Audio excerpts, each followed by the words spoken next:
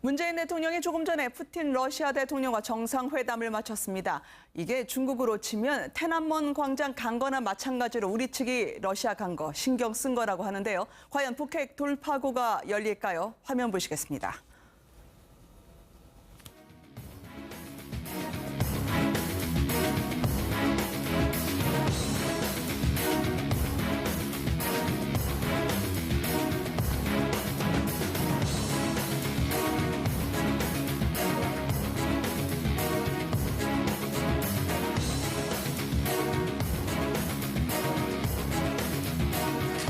푸틴 대통령과 저는 연배도 비슷하고 또 성장 과정도 비슷하고 기질도 닮은 점이 많아서 많이 통한다고 느끼고 있습니다. 푸틴 대통령께서 북핵 문제 해결과 남북관계 개선을 위한 우리 정부의 입장과 노력에 대해 적극적인 이해와 지지를 표명한 데 대해 기쁘게 생각합니다. 방금 들어온 속보입니다. 정상회담에서 문재인 대통령이 대북 원유 공급 중단을 요청한 것으로 전해지고 있습니다. 러시아 측의 반응에 대해서는 아직 들어오고 있지 않은데요. 일단 강경 대응 쪽으로 문 대통령이 선회한 것으로 보입니다. 함께해 주실 분들 소개해드리도록 하겠습니다. 김종봉 전 국정원실장, 강철한 북한전략센터 대표, 신인균 자주국방 네트워크 대표, 이현종 문화일보 논설위원 나오셨습니다. 안녕하십니까? 네, 안녕하세요. 안녕하세요. 6차 핵실험 이후에 첫 해외 방문 아니겠습니까? 문재인 대통령이 러시아의 출국길, 그동안에 가셨던 것 달리 트랩을 밟을 때 보니까 상당히 어두운 모습이 포착이 됐는데 푸틴 대통령에게 오늘 요구했던 것들 얼마나 받아들여지게 될까요? 일단 지금 동방경제포럼이라고 하는 것은 러시아가 이제 극동지역 개발을 위해서 만든 이제 모임입니다. 아마 이제 경제 관련한 주요 이슈들인데 이번에 이제 북핵 문제가 심각하다 보니까 지금 아베 총리도 참석을 하고 있고 해서 일단 문재인 대통령이 이제 푸틴 대통령과 이제 정상회담을 가지고 일단 대북 이 핵 문제와 관련해서 이제 어떤 강한 협조를 요청을 했습니다.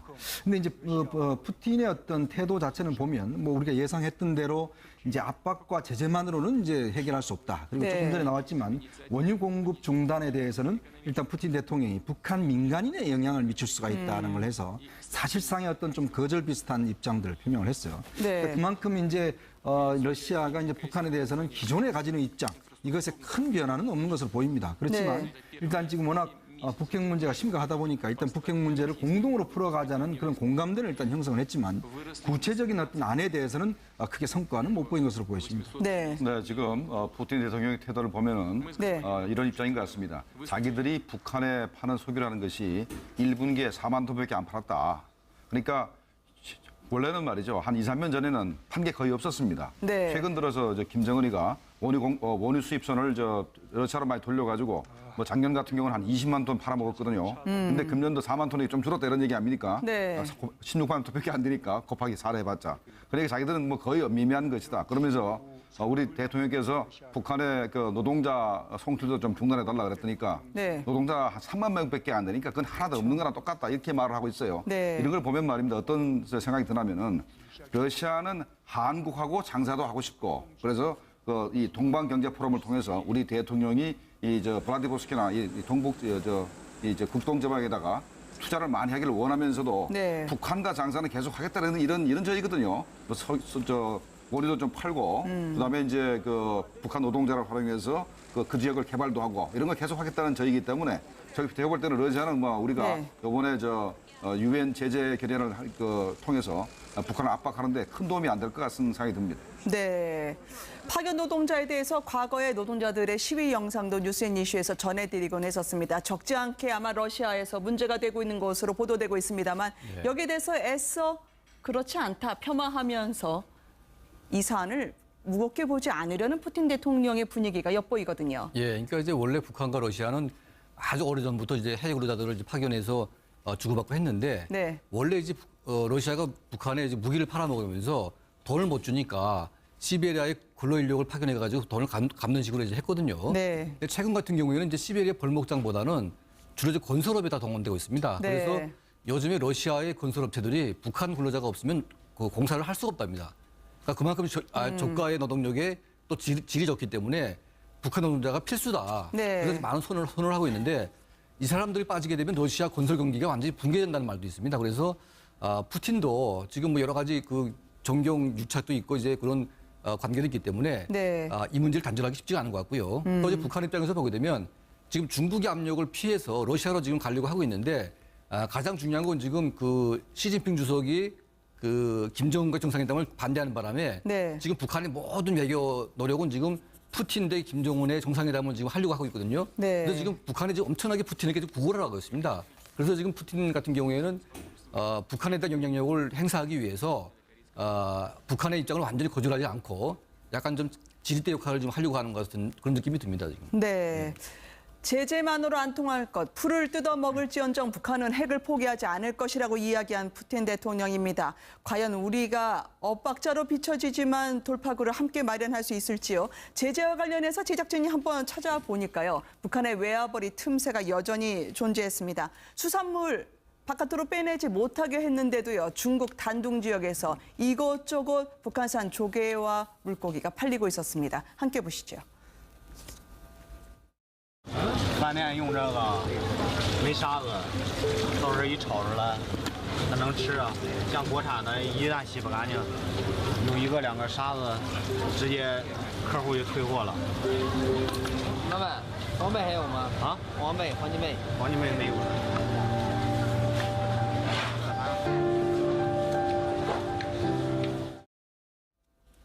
이런 부분들 마치 소나기에서 모래가 빠져나가듯이 북한은 김정은의 이해할 수 없었던 자신감들은 버릴 건 다 벌고 마약을 팔든 뭐 하든 우리가 달러를 챙길 수 있다는 걸까요? 그렇죠. 그러니까 이제 북한과 중국은 천리 국경이 돼 있고 또 삼면이 바다이기 때문에 이걸 네. 완전히 봉쇄하기 전까지는 완전히 막을 수는 없습니다. 특히 이제 그 서해상 같은 경우에는 꽃게가 나오고 또 네. 이제 뭐 광어라든지 또 조개가 또 아주 풍부하거든요. 그래서 이런 북한의 수산물들은 워낙 고가에 팔리기 때문에 네. 중국의 어선들이 이제 그 어업 금지 이런 것 때문에 북한에 와서 물품을 주고 이제 그걸 이제 사가거든요. 네. 그리고 동해상 같은 경우에는 그 북한산 털개가 아주 유명합니다. 아, 네. 그 털개는 전부 다 일본에 수출했었는데 일본이 그걸 막아버리는 바람에 중국에 수출을 하고 있죠. 네. 그러니까 일본에 팔 때보다 절반밖에 안 됩니다. 그럼에도 불구하고 아주 불티나게 팔리고 있는데요. 네. 그만큼 이제 그 북한의 수산물들이 아주 중국에서 인기가 좋기 때문에 이걸 끊을 수가 없습니다. 그러니까 중국이 그걸 막는다고 해도 이 중국의 어떤 그 일반 밀수꾼들이나 상인들이 바다에서 공해상에서 다 주고받고 하기 때문에 이런 것들을 완전히 봉사하기는 쉽지가 않다. 네. 그래서 이거는 중국 정부의 좀 고강도의 어떤 조사와 어떤 그 감시가 있어야지만 이제 분절되는데 네. 그건 좀 쉽지 않을 것 같습니다. 그러니까 제가 볼 때는 네. 중국 당국이 일단 구멍을 좀 뚫어놔가지고 네. 북한 수산물이 중국으로 넘어갈 수 있게 구멍을 뚫어놓는 것이 중국의 그 해경이 네. 통제하는 게 밤 10시까지랍니다. 그러면 밤 10시 넘어서 새벽까지는 아무도 통제를 안 하기 때문에 그 시간 중에 북한 어선이 넘어갈 수도 있는 거고 네. 또 공해상에서 중국 어선에다가 북한 수산물을 이렇게 팔고 하기 때문에 현재 중국이 어떻게 보면은 방조하고 있는 것이고 또 이제 단동 쪽이 그렇고 저 네. 반대쪽에 이제 동해안 쪽에서는 중국에서 이 북한 어산물을 수입을 할 때 러시아산이라 그러면서 수입을 한답니다. 그래놓고 그렇군요. 팔 때 러시아산이라 그러면서 이제 실제로 소비자한테는 이게 네. 북한산이다 그러면서 팔아먹고 있죠. 네. 이제 중국 그 당국이 사실은 그 청렴도가 우리 이 사회보다는 많이 떨어져 있지 않습니까? 따라서 네. 저런 밀수업자들 그리고 저런 밀수를 해서 도매를 하는 그 도매 상인들 이런 사람들이 그 해양 경찰에 굉장히 많은 로비를 합니다. 따라서 그렇군요. 그 방금 이제 김 교수님 말씀을 하셨는데 동해에서 같은 경우에는 배로 그냥 아예 체인지를 해버리는 네. 그런 대규모 밀수가 이루어지고 있기 때문에 이런 것들은 다 사실 뭐 중국이 그 북한 영해로 들어와서 어업을 하려고 하면은 북한 해군에게 어업권을 사야 되거든요. 네. 그 어업권을 사서 들어와서 어업하는 것보다 저것을 그냥 바로 사가는 게 훨씬 더 이익이 크고 자기네들 노동력도 들지 않고 하기 때문에 저런 것들은 사실은 중국 그 당국이 청렴도가 아직까지 우리 기대하는 만큼 되지 않고 또 북한이 김정은이가 모든 단위 소조들에게 외화벌이를 지시를 해놨기 때문에 또 네. 외화를 벌여야 되지 않습니까? 그렇게 해서 또 북한 당국이 방조하고 그렇기 때문에 저런 것들이 근절되지 않죠. 나룻배에서 중국 유람선으로 바로 직거래를 시도하고 그러니까 우리가 기업 유통으로 보면 B2B를 해서 떼기로 돈을 벌어들인다는 것 같습니다. 마약뿐만 아니라 그러니까 김정은 입장에서는 미국에 추가로 선물을 주는 거다라고 이야기했던 것 같아요. 그러니까 지금 제네바에서 열리고 있는 이제 그 회담에서 북한 대표가 나와서 이제 미국에 선물을 준다라고 네. 얘기하면서 추가적인 대북 이제 그 미국에 대한 또 협박을 이제 한 것이죠. 특히 이제 이 선물이라는 이야기가 보면 결국 이제 본인들이 지금 핵 능력 자체나 미사일 능력 자체를 좀 더 이제 고도화시키겠다. 또 네. 앞으로도 더 이 선물을 줄 것이다라고 이야기를 하고 있거든요. 저렇게 이제 국제회의석상에 사실 공공연하게 저런 식의 도발을 하는 것은 이제 그만큼 좀 자신감이 있다라는 아마 표현일 겁니다. 네. 그리고 또 앞으로 어떤 이제 추가적인 도발을 할 것이라는 좀 예고적인 성격도 있는 것 같고요. 그러니까 북한이 보면 이제 점점 이 어떤 국제사회에서 이제 좀 더 자신들이 핵보유국이라는 그런 사실에 대해서 좀 더 이제 좀 힘을 받아가는 것이 아닌가라는 저는 그런 생각도 좀 해봅니다. 네. 화성 14호를 쏘았을 때 김정은이 직접 한 말이 이제 미국에게 선물을 안겨준다 말이었거든요. 따라서 지금 이제 그 화성 14호 이후의 선물이라고 할 수 있는 게 화성 12호를 제각 발사를 정상 각도 발사를 해서 2,700km 날리고 그리고 또 이제 수소폭탄 공장에 제작 공장에 가서 그걸 보여주면서 또 꽝꽝 생산을 하라라는 지시를 하면서 바로 그 시간 몇 시간 후에 핵실험을 보여줬고 그래서 또 더 남은 선물이다 뭐 이런 거 지금 뭐 그 구구절쯤에서 그 불과 이제 모레 아니겠습니까? 네. 그래서 당연히 ICBM을 연상시킬 수 있는 그런 정상각도 해서 수천 킬로미터를 재진입까지 보여주는 그런 것들로 해서 미국을 더 당황스럽게 하고 네. 자신들의 가치를 극대화시키는 그런 협상 테이블에 나가더라도 지금 이 가격대로는 나가지 않겠다. 자신들의 가치를 더 높인 후에 테이블로 나가겠다. 뭐 그런 네. 것으로 봐야 되겠습니다. 미국에는 미사일 선물 주겠다고 큰 소리를 치면서요. 정작 북한의 주민들에게는 방사능 선물을 주게 생겼습니다. 이 핵실험 자세히 들여다보니까요. 발표할 때도 은근히 마치 유기농 폭탄, 친환경 폭탄처럼 방사능 유출에 대해서 피폭 가능성 신경 썼던 부분이 포착이 됐습니다. 함께 보시겠습니다. 이번 시험에서 방사성 물질 노출 현상이 전혀 없었고 주위 생태 환경에 그 어떤 부정적 영향도 주지 않았다는 것이 확인되었다. 이번 시험이 이전에 비해 전례 없이 큰 위력으로 진행되었지만 지표면 분출이나 방사성 물질 누출 현상이 전혀 없었고 주위 생태 환경에 그 어떤 부정적 영향도 주지 않았다는 것이 확정되었다.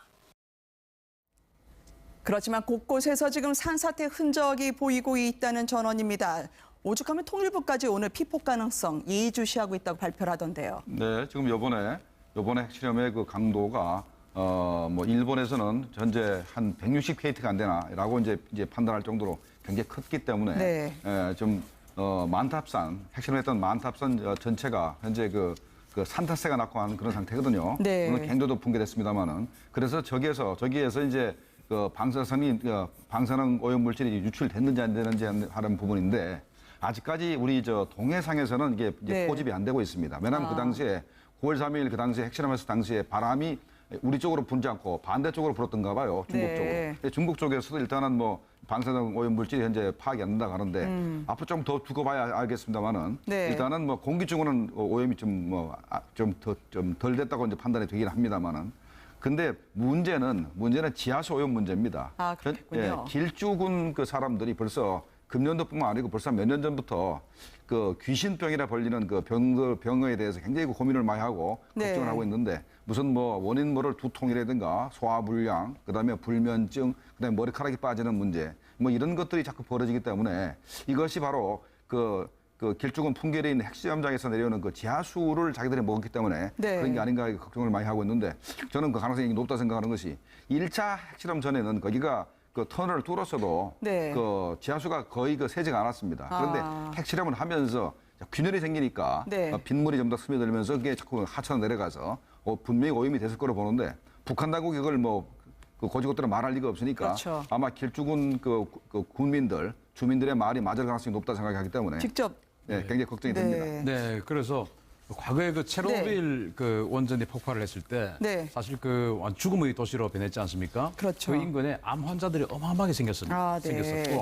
또 그 후쿠시마 원전이 폭발을 했을 때 그 후쿠시마 원전이 안전하다라고 하면서 여러 정치인들 그리고 방송인들이 직접 가서 방송도 하고 거기서 생산되는 해산물 또 농작물을 직접 시식하는 퍼포먼스도 했었거든요. 네. 그 사람들 암으로 다 죽었어요. 아. 네, 그래서 저 방사능이란 것은 정말 자신도 모르게 자기 몸에 침투를 하는 것이고 네. 또 이제 아까 그 만탑산이 무너진 그런 흔적들을 사진으로 보여줬는데 그거는 이제 핵실험 직후에 유성 촬영을 한 것이고 또 핵실험 직전에 네. 3일 전에 촬영을 한 만탑산 사진이 있습니다. 거기 보면 나무와 그 나무들이 아주 무성하게 있는데 네. 그 직후에 촬영한 방금 아까 보여줬던 그 사진들을 보면 완전히 흙들이 많이 보입니다. 따라서 그러게요. 많이 무너졌다. 무너졌다는 것은 틈이 많이 생겼을 수 있다. 틈이 생겼다는 것은 방사능 물질이 천천히 유출이 되어서 그 인근 지역을 광범위하게 오염시킬 가능성이 있다는 겁니다. 주민들로부터 좀 얘기를 간접적으로 들으시지 않았을까 네. 싶어요. 이번에 확실히 달라서 북한 주민들,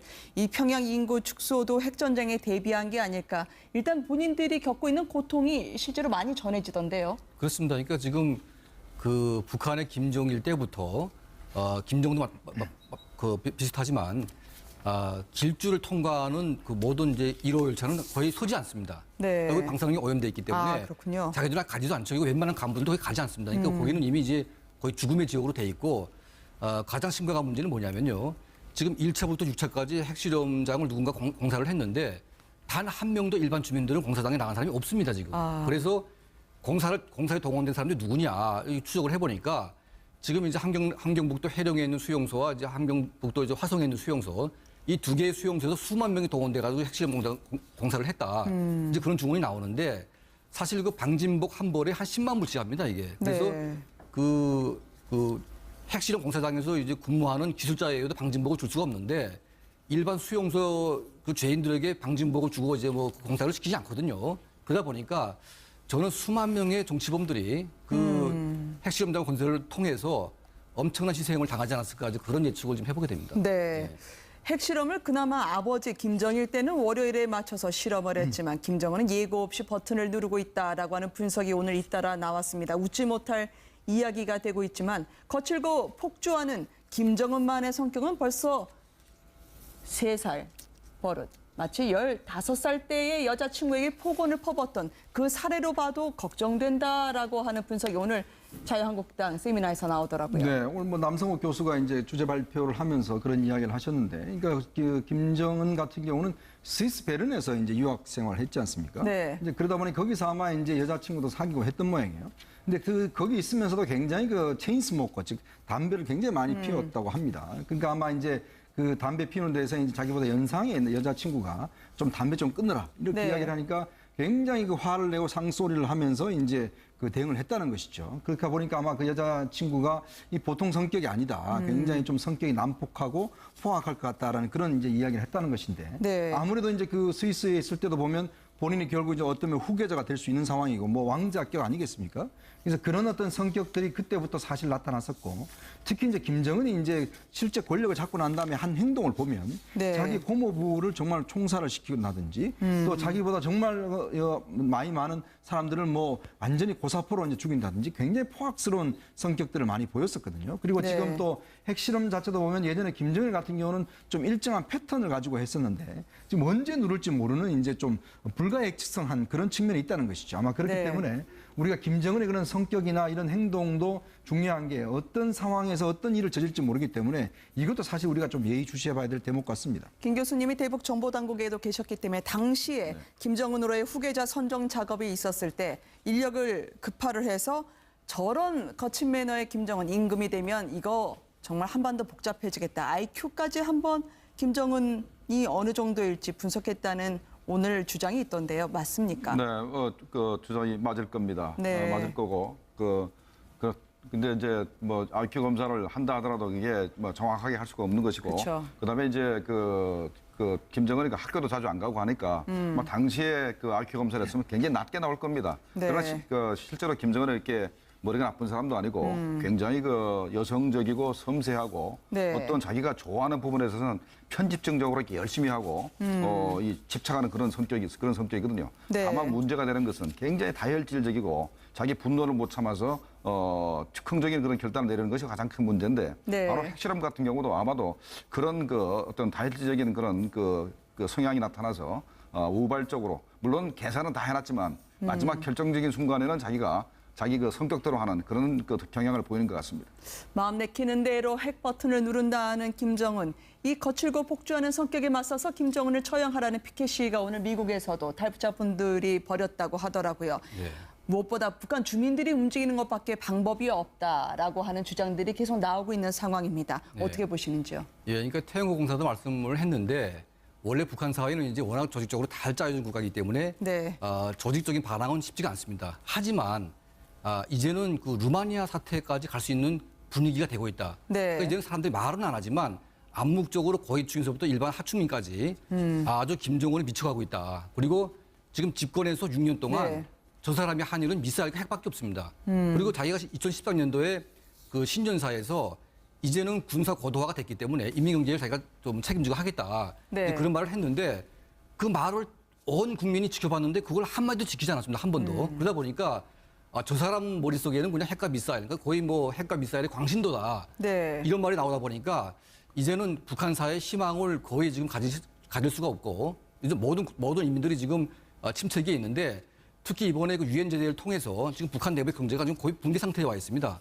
네. 근데 그럼에도 불구하고 그 책임을 지지 않고 지금 자기가 잘했다고 계속 자랑질만 하고 있기 때문에 이제는 북한 동포들에게 뭔가 그 심지에다가 불을 땡겨만 주면 네. 폭발할 수 있는 그런 상황이 오고 있다. 그 폭발의 어떤 심지가 뭐냐면 바로 그 외부의 정보들을 북한 내부에 유입시키는 겁니다. 그래서 지금까지 북한이 버티고 있는 이유 중에 하나가 정보 통제를 아주 극단적으로 하기 때문에 네. 일반 주민들이 아무것도 모릅니다. 그러니까 심지어 김정은이 자기 형의 김정남을 죽였다. 이 소식만 북한 내부에 알려지게 되면 네. 김정은 조건은 견딜 수가 없습니다. 근데 그런 아주 기본적인 정보도 안 들어가기 때문에 그래서 북한 주민들에게 심질나는 것은 이제는 정보 유입을 대대적으로 할 때가 왔다. 저는 그렇게 보고 있습니다. 문재인 여기서 한마디 네. 제언을 좀 드리면 지금 그래서 우리가 정부가 북한 인권재단을 만들었어요. 네. 또 만들었는데 문제는 이게 지금 현재 여당이 사실은 인권재단의 구성 문제 등등을 이유로 해서 한 1년째 지금 공전을 시키고 있습니다. 이게 북한 인권재단이 만들어지면 여기서 구체적으로 북한에 대한 이제 인권운동이라든지 이런 것들 좀 지원할 수 있는 게 되거든요. 근데 지금 네. 1년이 넘도록 지금 내부적으로 전혀 구성이 안 되고 있습니다. 그렇다고 한다면 문재인 대통령도 지금 북한에 대한 여러 가지 강경책을 쓰는 게 중요한데 강 대표께서 이야기했듯이 실제로 북한 주민들에 대한 또 우리의 적극적인 공세를 해야 되거든요. 네. 그런 걸 하려면 사실 인권재단을 통해서 이런 활동들을 해야 되는데 빨리 이게 법으로 만들어져 있는 상황인데 이걸 좀 빨리 정상화시키는 것도 저는 필요하다고 봅니다. 네. 자, 오늘 그 굉장히 중요한 그 발언이 우리 문재인 대통령을 통해서 나왔습니다. 네. 북한이 도발을 계속한다면 통제할 수 없는 상황까지 갈 수 있다. 네. 통제라는 것은 우리가 통제할 수 없다는 말입니다. 우리가 통제할 수 없다는 것은 미국이나 강대국이 한다는 거 아니겠습니까? 그건 네. 바로 북한에 대한 공격입니다.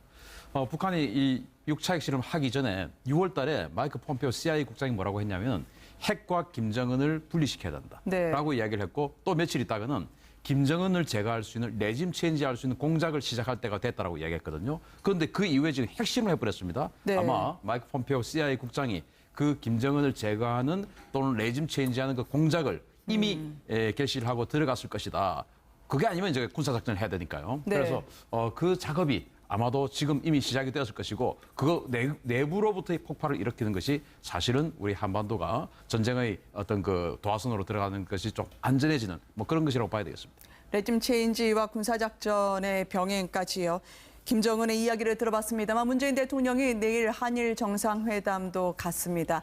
푸틴 대통령이 오늘 뒷얘기가 나왔는데요. 이분이 뭐 불편한 별명이 있습니다만 지각대장.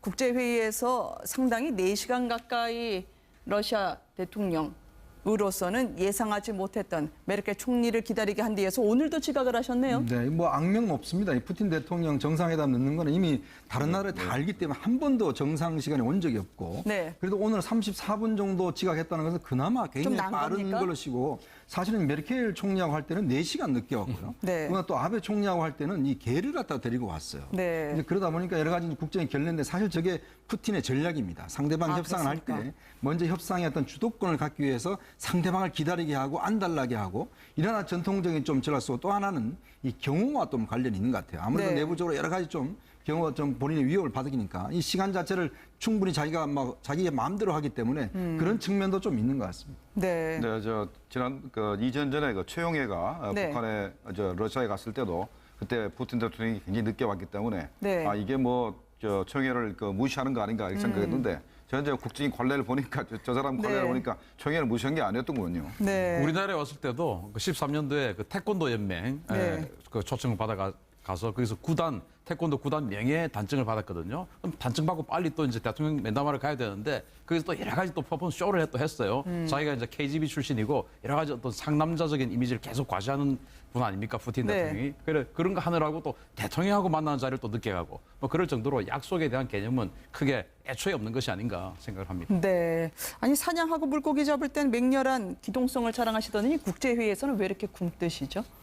그러니까 결국 이제 이게 하나의 스타일입니다. KGB 네. 스타일이라고 저는 보여지는데 아무래도 네. 이제 협상에서 본인이 뭔가 좀 얻어낼 거 얻어내고 지난번 우리나라에 왔을 때도 보면 결국 이제 다 올 수 있는데도 불구하고 거기서 그냥 사진 찍고 뭐 이런 거 하거든요. 좀 하나의 네. 또 대국주의적인 또 그런 면도 있을 겁니다. 러시아라는 대국주의인 그런 것도 있는 것 같고 이제 앞으로 막 회담 때 우리가 좀 늦게 갔으면 어떨지 저도 그런 생각도 좀 해봅니다. 네. 저게 약간 사회주의권의 어떤 산물인 것 같아요. 아, 그렇습니까? 그러니까 이제 저녁끼리 만날 때는 다시 시간을 지키는데 네. 적대 국가가 만날 때는 그걸 깔보거나 뭔가 제압하기 위해서 이렇게 늦게 만나는 그런 관습을 가지는 것 같습니다. 네. 오로지 세계에는 러시아 하나뿐 골고루 지각하고 있는 푸틴 대통령까지 살펴봤습니다.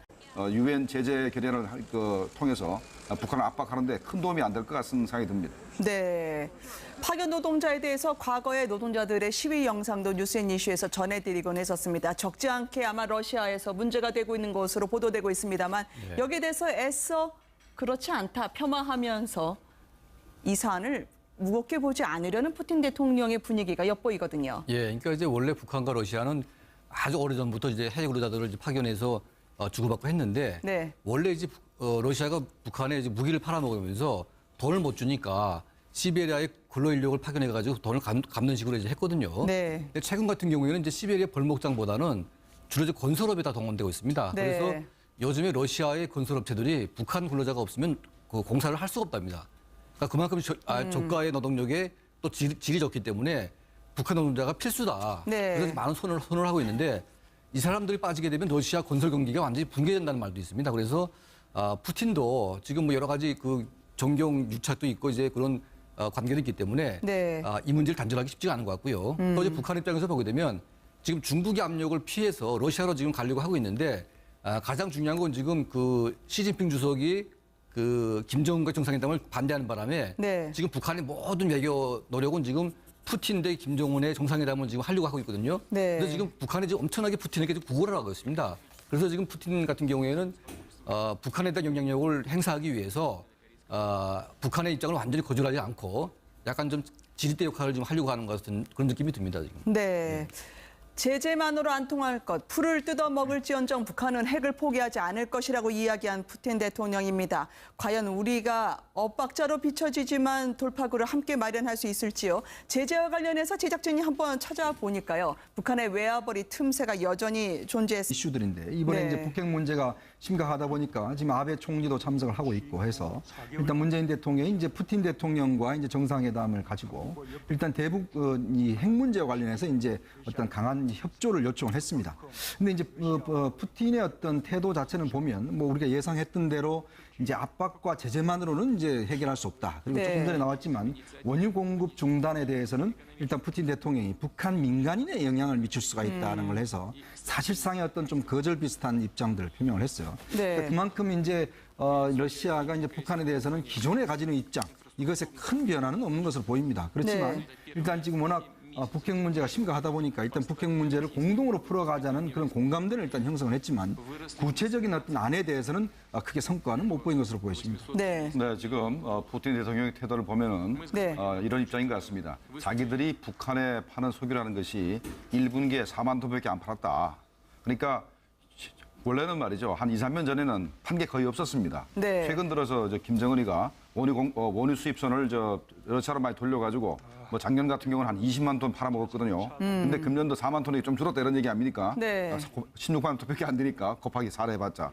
그러니까 자기들은 뭐 거의 미미한 것이다. 그러면서 우리 대통령께서 북한의 그 노동자 송출도 좀 중단해달라 그랬더니까 네. 노동자 한 3만 명밖에 안 되니까 그건 하나도 없는 거랑 똑같다 이렇게 말을 하고 있어요. 네. 이런 걸 보면 말입니다. 어떤 생각이 드냐면은 러시아는 한국하고 장사도 하고 싶고 그래서 이 동방 경제 포럼을 통해서 우리 대통령이 블라디보스키나 이 동북 국동 지방에다가 투자를 많이 하기를 원하면서도 네. 북한과 장사는 계속하겠다는 이런 저희거든요. 원유도 좀 팔고 그다음에 이제 그 북한 노동자를 활용해서 그 지역을 개발도 하고 이런 걸 계속하겠다는 저희이기 때문에 제가 볼 때는 러시아는 뭐 우리가 네. 이번에 문재인 대통령이 조금 전에 푸틴 러시아 대통령과 정상회담을 마쳤습니다. 이게 중국으로 치면天安문 광장 간 거나 마찬가지로 우리 측이 러시아 간 거 신경 쓴 거라고 하는데요. 과연 북핵 돌파구가 열릴까요? 화면 보시겠습니다.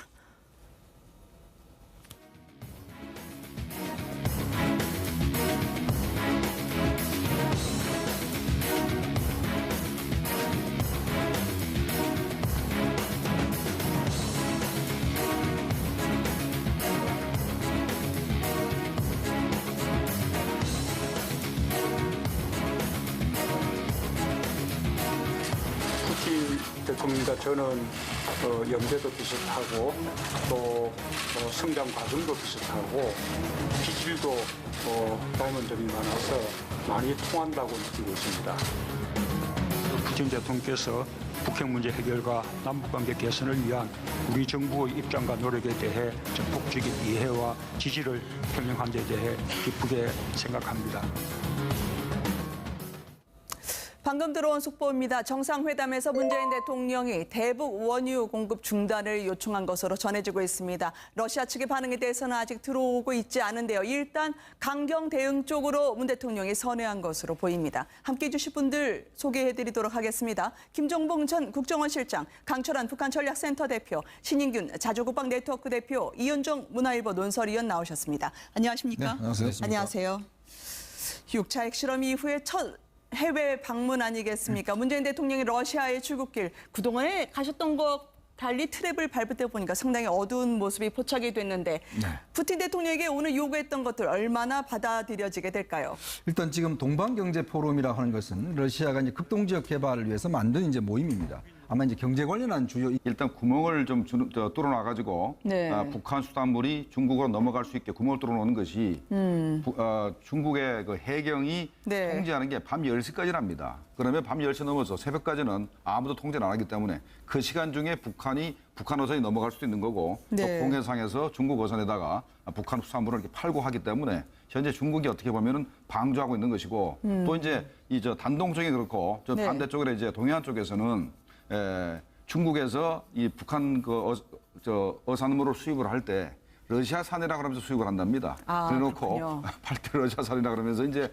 실제로 소비자한테는 이게 네. 북한산이다 그러면서 팔아먹고 있죠. 네. 이제 중국 그 당국이 사실은 그 청렴도가 우리 이 사회보다는 많이 떨어져 있지 않습니까? 따라서 네. 저런 밀수업자들 그리고 저런 밀수를 해서 도매를 하는 그 도매 상인들 이런 사람들이 그 해양 경찰에 굉장히 많은 로비를 합니다. 따라서 그렇군요. 그 방금 이제 김 교수님 말씀을 하셨는데 동해에서 같은 경우에는 배에서 배로 그냥 아예 체인지를 해버리는 네. 그런 대규모 밀수가 이루어지고 있기 때문에 이런 것들은 다 사실 뭐 중국이 그 북한 영해로 들어와서 어업을 하려고 하면은 북한 해군에게 어업권을 사야 되거든요. 네. 그 어업권을 사서 들어와서 어업하는 것보다 저것을 그냥 바로 사가는 게 훨씬 더 이익이 크고 자기네들 노동력도 들지 않고 하기 때문에 저런 것들은 사실은 중국 그 당국이 청렴도가 아직까지 우리 기대하는 만큼 되지 않고 또 북한이 김정은이가 모든 단위 소조들에게 외화벌이를 지시를 해왔기 때문에 또 네. 외화를 벌여야 되지 않습니까? 그렇게 해서 또 북한 당국이 방조하고 그렇기 때문에 저런 것들이 근절되지 않죠.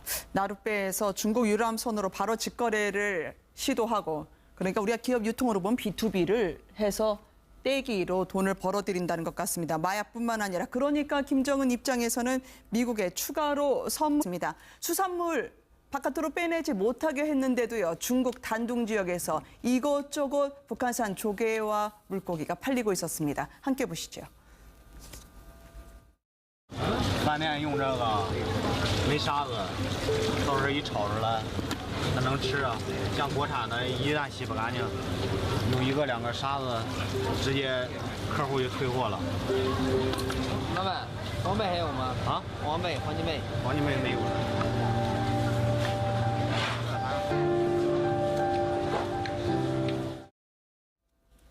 이런 부분들 마치 소나기에서 모래가 빠져나가듯이 북한은 김정은의 이해할 수 없었던 자신감들은 버릴 건 다 벌고 마약을 팔든 뭐 하든 우리가 달러를 챙길 수 있다는 걸까요? 그렇죠. 그러니까 이제 북한과 중국은 천리 국경이 돼 있고 또 삼면이 바다이기 때문에 이걸 네. 완전히 봉쇄하기 전까지는 완전히 막을 수는 없습니다. 특히 이제 그 서해상 같은 경우에는 꽃게가 나오고 또 네. 이제 뭐 광어라든지 또 조개가 또 아주 풍부하거든요. 그래서 이런 북한의 수산물들은 워낙 고가에 팔리기 때문에 네. 중국의 어선들이 이제 그 어업 금지 이런 것 때문에 북한에 와서 물품을 주고 이제 그걸 이제 사가거든요. 네. 그리고 동해상 같은 경우에는 그 북한산 털개가 아주 유명합니다. 아, 네. 그 털개는 전부 다 일본에 수출했었는데 일본이 그걸 막아버리는 바람에 중국에 수출을 하고 있죠. 네. 그러니까 일본에 팔 때보다 절반밖에 안 됩니다. 그럼에도 불구하고 아주 불티나게 팔리고 있는데요. 네. 그만큼 이제 그 북한의 수산물들이 아주 중국에서 인기가 좋기 때문에 이걸 끊을 수가 없습니다. 그러니까 중국이 그걸 막는다고 해도 이 중국의 어떤 그 일반 밀수꾼들이나 상인들이 바다에서 공해상에서 다 주고받고 하기 때문에 이런 것들을 완전히 봉쇄하기는 쉽지가 않다. 네. 그래서 이거는 중국 정부의 좀 고강도의 어떤 조사와 어떤 그 감시가 있어야지만 이제 분절되는데 네. 그건 좀 쉽지 않을 것 같습니다. 그러니까 제가 볼 때는 네. 중국 당국이